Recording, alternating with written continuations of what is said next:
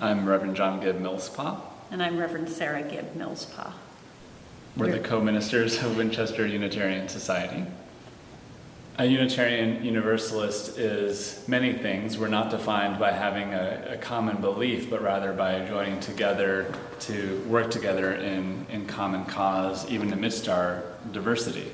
So we have lots of different people in this congregation. I, for example, was raised United Methodist, and Sarah was raised both with Jewish traditions and as a Unitarian Universalist. And many of the couples here are people who are interfaith couples who have found this is a place that they can both cherish the teachings that matter to them.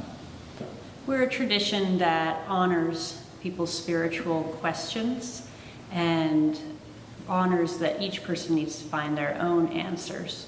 We're not a place that is going to say, this is how it is, this is what you should believe, this is what the world is about.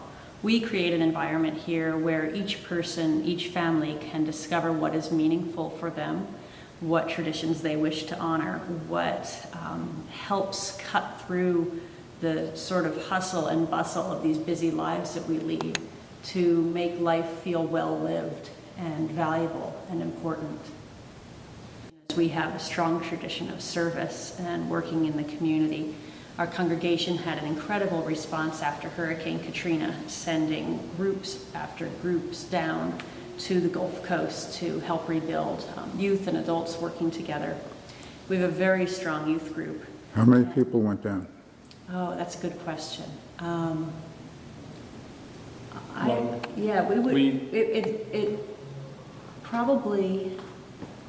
Probably about 80 people in our congregation went down. We had many groups of people going over let me start over.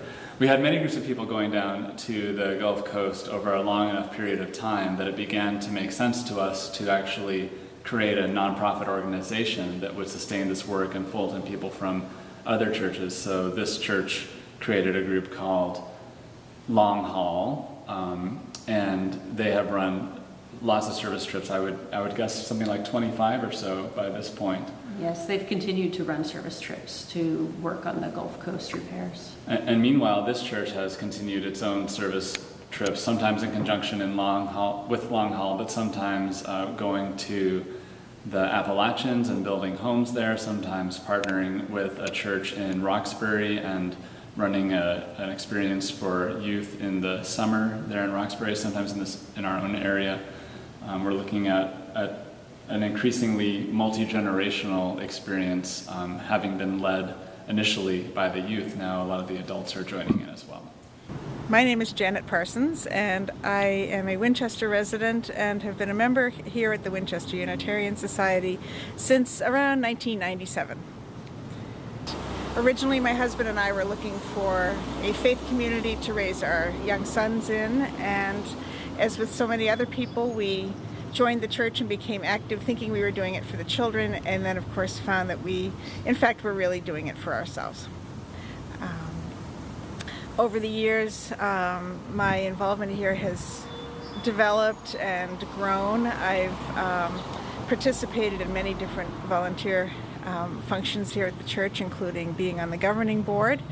It has led me on a path that has led me to seminary, and I'm currently about halfway through seminary. My children grew up in the church and were incredibly active in the youth program here, which is just stellar, and it made it so much easier for us to help raise the children, to be part of a community that loved them and held them and supported all of us as they grew up. This window is dedicated to Alice Frances Sims, who is from the Sims family that we know Sims Corner and all of the other history of Winchester is connected with. And Alice was a beloved teacher in the congregation. And so you can see that many of the themes in the window reflect the capacity of each of us to be able to be teachers, to be inspirations to children and to our fellow human beings. And that's something that we very much hold up in our congregation.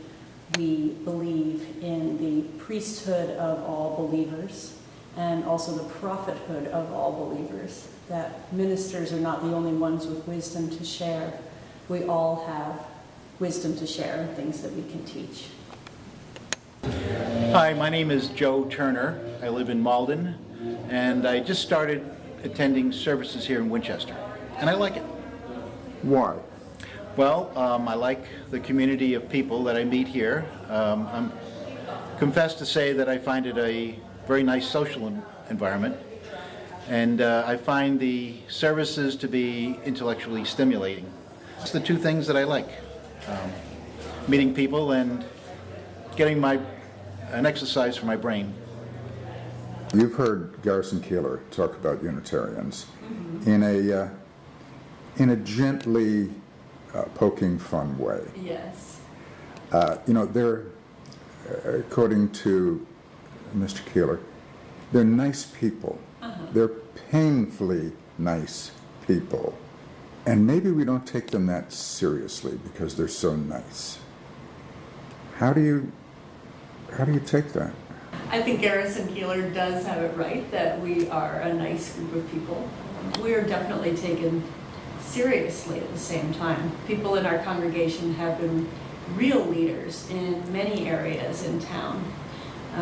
First and foremost, right now, people in our congregation have really been leading the town of Winchester in becoming a green community, in getting an overall green plan for the town, the climate action plan, in building solar panels on the high school, in reducing carbon footprints of people's own homes.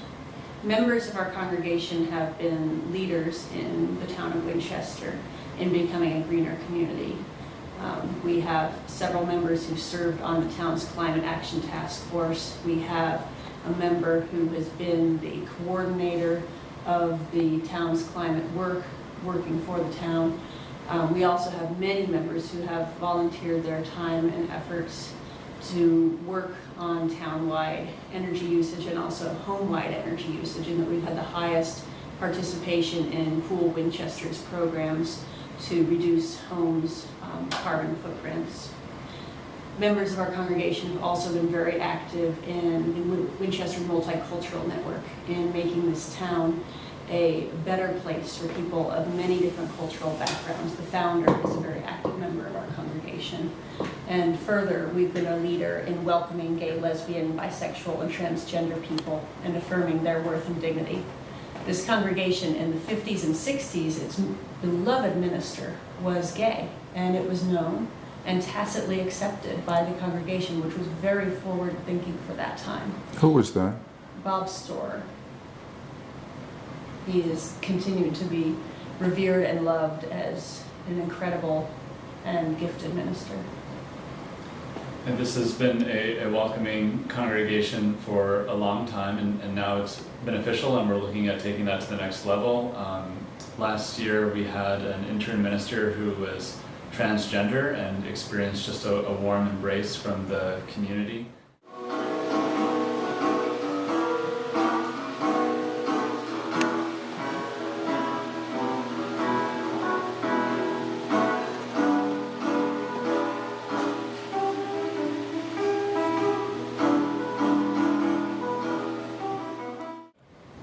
John and I both grew up in a variety of places. Interestingly, my father grew up in Winchester, and he and my grandparents and my aunt all attended this congregation when they were growing up. Was it the Unitarian congregation? It was a Unitarian congregation, indeed. However, my father left Winchester when he was 18, and I was raised in North Carolina, Nebraska, and Colorado as my family moved around for jobs. But I was always back visiting family in New England throughout those times. And you've now lived in the Boston area for about 10 years? No, for about 12. I've lived in Boston now longer than I lived in any of the places I lived growing up. Are you living in Boston, or do you live? We live in Medford. So. Yeah, like a number of the members of this congregation, we don't live in Winchester. This is a church that started serving only Winchester, but now it serves a number of the surrounding towns, and we're some of the people who are in a surrounding town. I grew up, though, mostly in Hawaii during childhood, and then we moved directly to Minnesota. which was quite an experience since I'd never worn shoes. And then Missouri for the remainder of my junior high and high school. But I've been in New England now for about 7 years and really enjoy it here. Where in Hawaii and where in Minnesota? I was both in Honolulu, Hawaii, and Kailua on the same island of Oahu, and lived about 7 years in both Rochester, Minnesota, and St. Paul. Great. And where'd you go to school? I went to McAllister College in St. Paul and majored in religious studies and philosophy with a focus on ethics. And you're not a Lutheran? I was a Methodist at the time, but I felt like I had more questions, and I was finding enough beauty and truth in the other religions that I was studying that I wanted to find a religion that had room for all of those, and so that's how I became Unitarian Universalist. And then I went on to Harvard Divinity School, where I got a Master's of Divinity, and I also attended the Kennedy School of Government at Harvard, where I earned a Master's of Public Administration. And Sarah, where'd you go to school? I went to Colorado College, and I was a physics major. I had thought that maybe I would do ministry at some point in my life after a long career in science, but halfway through my studies I decided that I would like to do something different than physics, and took a lot of classes on religion and mythology and folklore to complement my science studies. And then years later enrolled at Harvard Divinity School in Cambridge for my Master of Divinity. And where did you meet? The two of us met in the chapel of the Unitarian Universalist Association denominational headquarters, basically. I had just attended a chapel service, and Sarah came by to meet a friend, and the rest is history. When was that? We were fresh out of college. It was 1997. And you have one child on the way. Yes. Yes. Do you have any other children? No. Plan on more? No, we don't. We're going to stick with one for a whole variety of reasons. We're concerned about climate change, and we also like having relationships with all the many children here, and feel like having one for ourselves is wonderful, and that's what we need. Are there a lot of kids here, or how many kids? Ballpark. We have a wonderful program for children's religious education and for youth religious education. We have one of the biggest youth groups in town, with about 60 youth between grades 9 and 12 that participate and are extremely active. We also, between preschool and grade 8, we have approximately 120, 130 children, and we are known for offering comprehensive sexuality education in grade 7, which we open to the community. So not only Unitarian Universalist youth get to participate in learning about sexuality in a very positive environment, but also youth from the town. Our children's program, we have classroom learning on Sundays, and we also have had community service projects. We have a program where 5th and 6th graders visit houses of worship from all different faiths and learn about Islam from Muslims, learn about Judaism from Jews, learn about Pentecostalism from Pentecostals. It's an extremely rich program, exposing them to many different beliefs. We also, this past year, have instituted a family worship that is for kids that are just a little rowdy and have a hard time sitting through a full worship service. So it's 20 minutes long, and it includes all the elements of worship, and kids and their parents and caregivers can worship together in an environment that's geared toward the very young and inquisitive. How many parishioners? We serve about 500 people, counting adults and youth and children. So if you look at our membership numbers, it's about 330, 340, but the total number of people that are participating in the life of the community in the given year right now is about 500. And not an ethnic or racial breakdown, but just ballpark, what does it look like? Our congregation reflects the population of the surrounding towns. So we have thought about doing some type of multicultural work to shift that balance given our commitment to anti-racism, but we thought that it actually makes more sense to focus on anti-racism work with the people who are here. We're looking at, in the next year, partnering more closely with the Winchester Multicultural Network just to teach ourselves about privilege and diversity, and we're looking forward to that program. How do you reach out to the people who have a negative view of Unitarian worship? Can you say more about the people you have in mind? Okay, not the Garrison Keelers, but the people who would regard Unitarians as kind of flaky, as, well, they don't worship the God we do. So how do you reach them? One vehicle for interfaith dialogue that we have found powerful is participating in the Winchester Clergy Network. It's a monthly meeting among all of the clergy in town who wish to participate, and that's been a wonderful chance to get to know each other's faiths and what's going on in our congregation, and it's led to some great outcomes. Like this fall, we will be hopefully partnering to lead an interfaith service commemorating the 10th anniversary of September 11th. We have also joined together with people on in the Palm Sunday service. So we don't have, we're not an evangelical religion, meaning we're not out there trying to push our beliefs on anyone else or persuade anyone else that this is the path that they should be thinking is legitimate, because we think that there are a variety of routes to connect with the divine, and for some people, being in a community as welcoming and diverse and liberal in many ways as this one is, will be what works for them, and for others it won't, and that's fine. So we want people to know that we're here if it feels like a fit, but have no agenda to persuade anyone to come who isn't interested.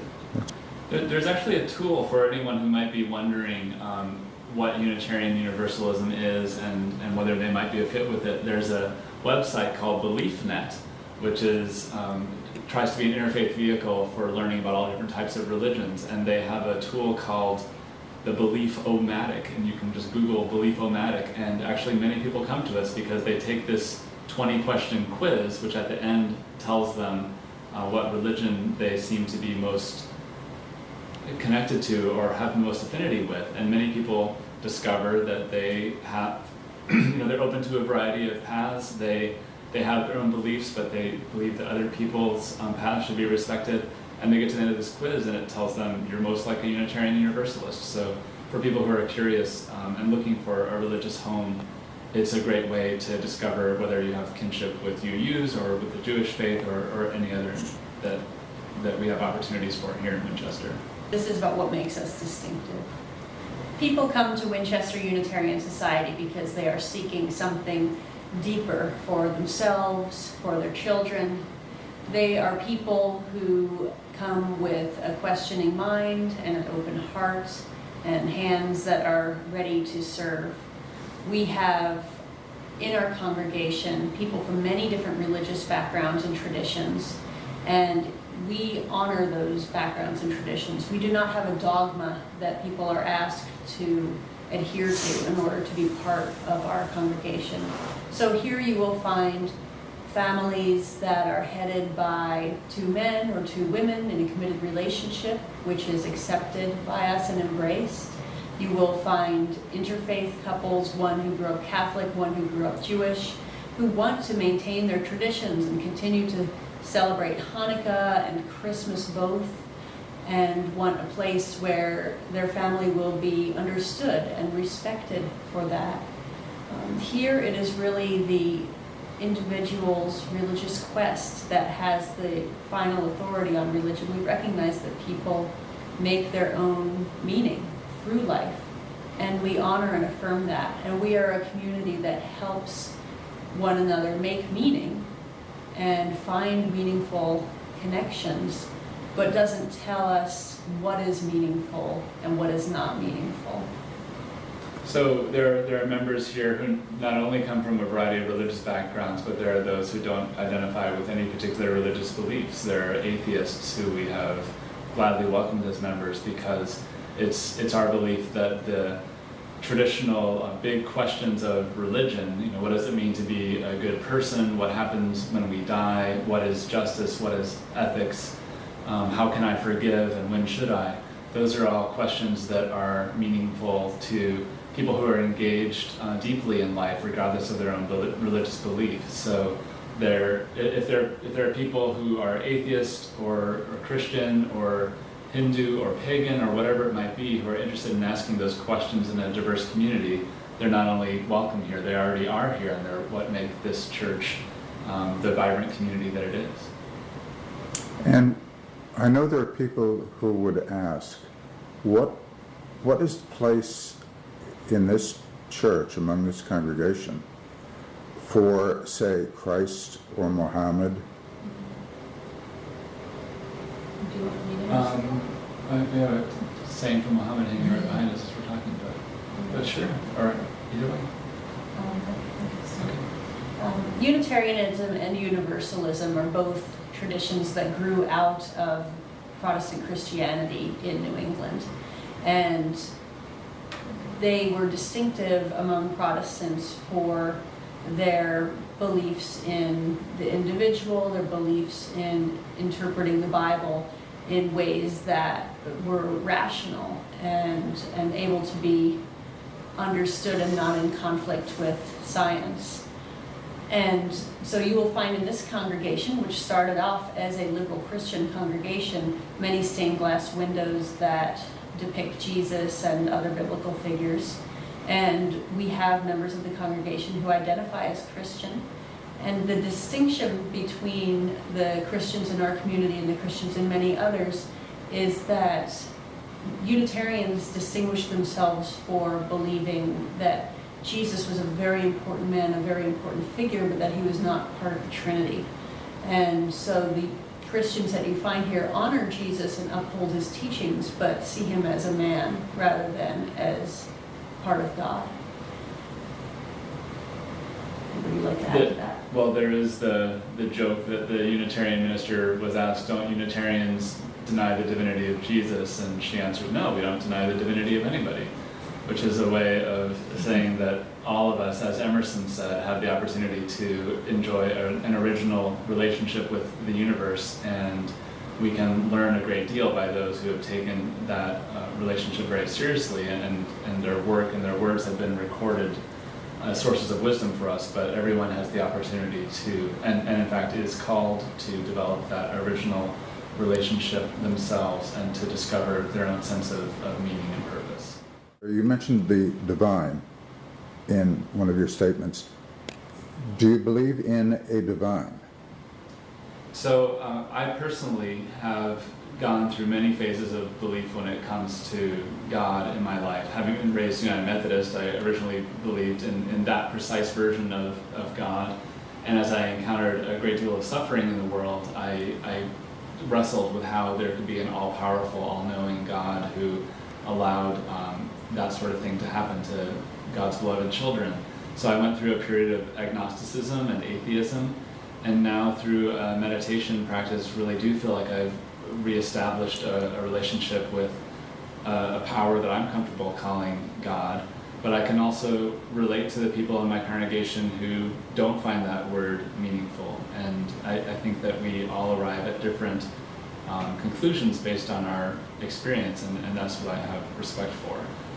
Unitarian Universalists also tend to believe that this great mystery that we try to assign names to or qualities to, which we're calling God for the purposes of this interview, tends to be something that is beyond our knowing, and all of our guesses at descriptions are helpful in terms of our establishing a connection, but also limited in that they skew or they try to define something that's undefinable. So there is a lot of openness here to respecting each other's ways of making sense of that mystery. Our Sunday worship starts at 10:30 a.m. on Sundays. We have programs for children during that time, as well as adults, and the children join the adults in the sanctuary for the first 20 minutes. We have a special family worship from 10 a.m. to 10:20 a.m. That's for families to worship together, and that includes all the traditional elements of a service, and families are welcome to attend both family worship and the full worship in the sanctuary. The 10:30 worships are year-round, and the family worships happen during the school year only. 478 Main Street here in Winchester. We have volumes of things that we haven't spoken about that we want to say, and more importantly, we're interested in hearing the perspectives of the people who are watching this program, whether it's a confusion or a question or a point of view that you think would be enriching for this community. So we look forward to the conversation. They're welcome to contact us through the website or to call the church, and we set up individual appointments, and people are also welcome to drop by Sunday morning.